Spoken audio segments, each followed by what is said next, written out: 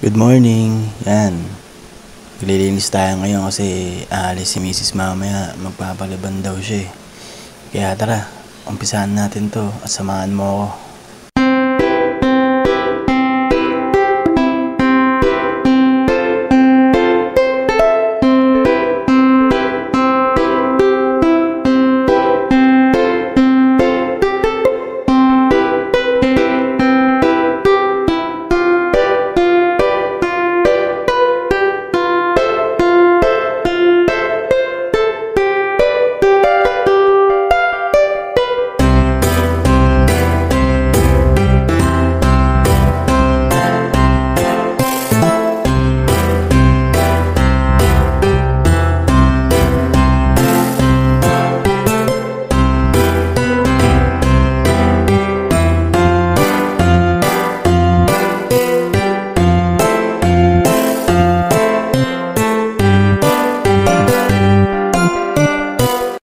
At syempre, sasabayan ko na rin ito ng luto ngayon ng almusal.